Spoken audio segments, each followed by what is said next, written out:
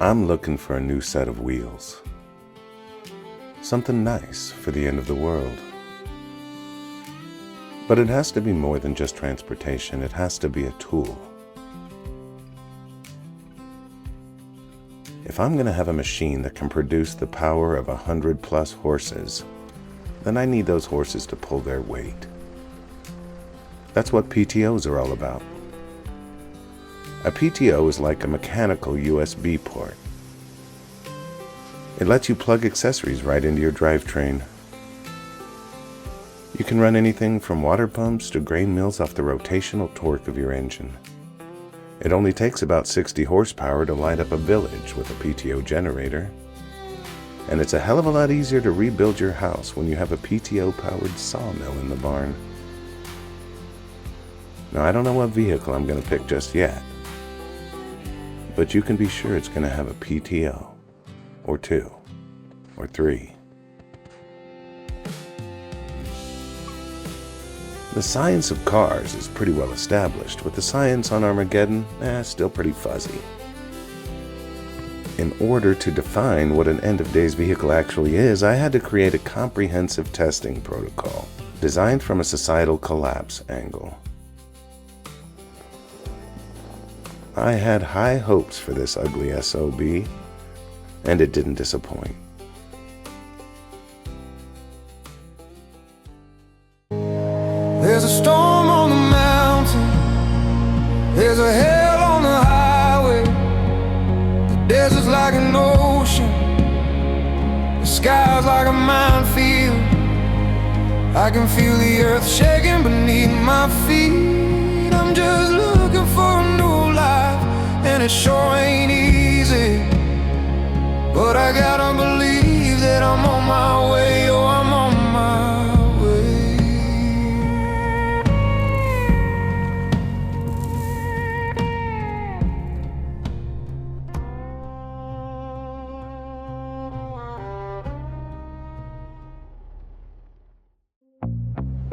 World War III is going to be fought with microchips. At least at the start. The end is going to be fought with sticks and stones. In the end days, microchips will make nice earrings, and the cars that rely on them will make nice dog houses. In this series, we're looking for a vehicle that will start up when the world around it is already burned down. This is the second of 15 end-of-days reports. We're analyzing the survival chances of the 6th Generation Chevy Suburban, made from 1968 to 1972. They called it the action line, and there were a lot of drivetrain options, so my first task is to find the best one. First, the transmission. If it had an automatic transmission, it was automatically disqualified. Automatics are just too damned complicated. That left 2 options: the manual 3 on the tree Saginaws and the heavy-duty 4-speed Muncies. I selected the Muncie for 3 reasons. First, putting the shifter on the column adds complicated linkage, so the Saginaw is out. The Muncie is a cast-iron floor shifter designed for a vehicle twice as heavy as the Suburban. But the biggest reason, it has 2 PTO ports. When you add the transfer case PTO, you have an industrial power plant at your disposal. Then, the engines. Chevy offered a massive lineup during these years: the 250, 292, 307, 327, 350, 396, and the 402. I have to choose just one. I'm going to eliminate all the 8 cylinders right away. These engines use timing chains which can stretch, and the sheer volume of gas required to turn the crank rules out wood gas as a fuel option.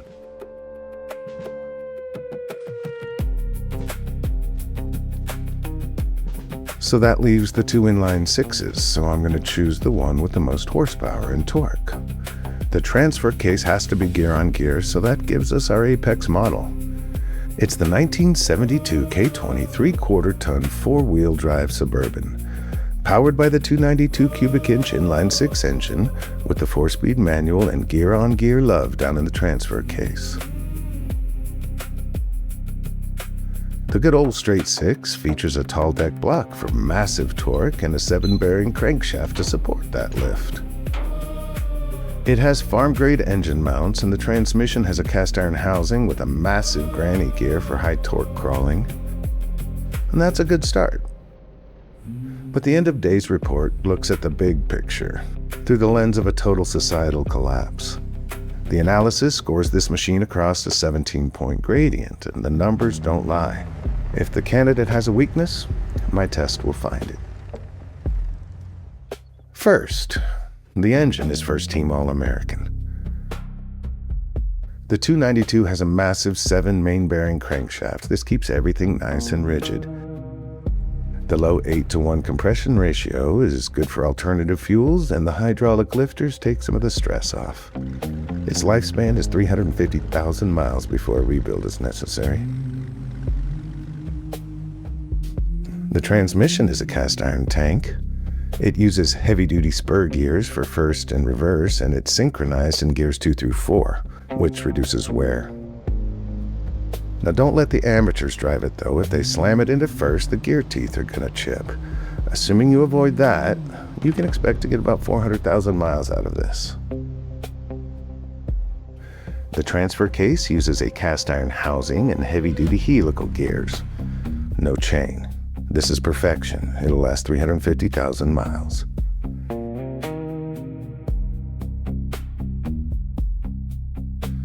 Readiness is the penalty category. I found one flaw that you're going to have to fix right away, so I applied a penalty here. The 292's harmonic balancer uses a rubber-coated ring that can degrade over time. If you don't replace it, it will slide out of place and chew itself up or knock your belts out of whack. It's a pretty simple fix compared to the problems it'll cause if you leave it. Timing. It's everything. In a survival situation, the last thing you want to worry about are timing belts or chains. The Suburban uses a gear-to-gear timing setup. Absolute perfection. The suspension is simple, and that means repairable. It has live axle leaf springs. You can fix or reinforce these with basic metal strapping. You can even jam a block of wood up in there to limp home if need be.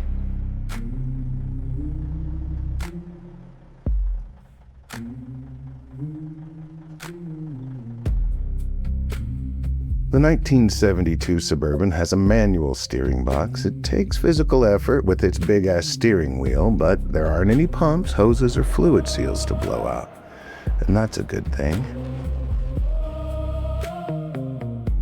This vehicle is 100% immune to an EMP hit. It uses a mechanical fuel pump, a 1-barrel carburetor, and a points and condenser ignition. There's not a single microchip or integrated circuit to worry about. You're not going to have much trouble finding parts. In 1972 alone, Chevy made 845,000 light trucks. The Suburban shares its axles, brakes, and engine with all of those C10 and K20 pickups, making the scavenging radius infinite. The aftermarket's parts supply is really strong too. Several companies maintain complete catalogs of parts available right now.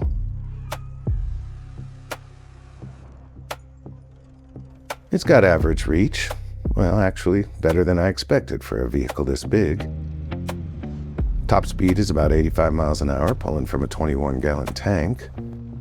It gets 17 miles per gallon, so you can go about 350 miles before refueling. Another way to look at operational capacity is to ask yourself, how would it do on a hunting trip? If you're an outdoorsman, you probably know the answer to this one. You'd be hard-pressed not to find an old Suburban at any wilderness trailhead in America as we speak.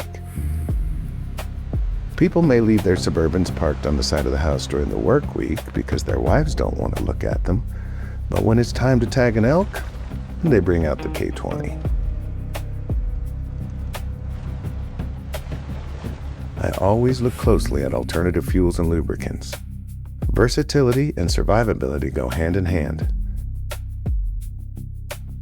Our Apex model has a simple Rochester carburetor that adapts easily to propane or methane, and it's a perfect candidate for a wood gasifier. The Suburban scored a 98 on field maintainability. You can tear the entire engine down with a standard SAE toolkit. It's just a big erector set, really, mostly a lot of nuts and bolts. Okay, so we know it's going to start, but is it going to stop? It has front disc brakes that resist fade and clear debris quickly, but the rear drums retain heat and the whole thing runs on hydraulics, so like most brake systems, get some backup parts and some fluid. Power takeoff. You have 3 distinct mechanical ports, 2 on the transmission and 1 on the transfer case. You can run a damn amusement park if you want to. You and your truck are going to be welcome in any tribe you run across, until you try to leave. So those are the 17. We take their average and we have a score to add to the leaderboard. That number is 88.36. Damn, that's a full 10 points higher than the 85 Toyota 4Runner scored. Having 3 PTOs compared to 0 is a big deal, and I think the test bore that out. I think I may have underestimated the Suburban. I always thought of it as the only vehicle that could haul all 13 Hurley kids to Sunday Mass. Turns out it's a lot more than that. It may just be the greatest all-around survival vehicle ever made. Make sure to subscribe to see if it can hold its top spot against the next 13 competitors.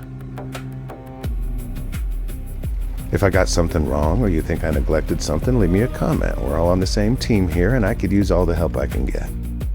The next episode is going to break down a true classic, the Ford F-150 dent side.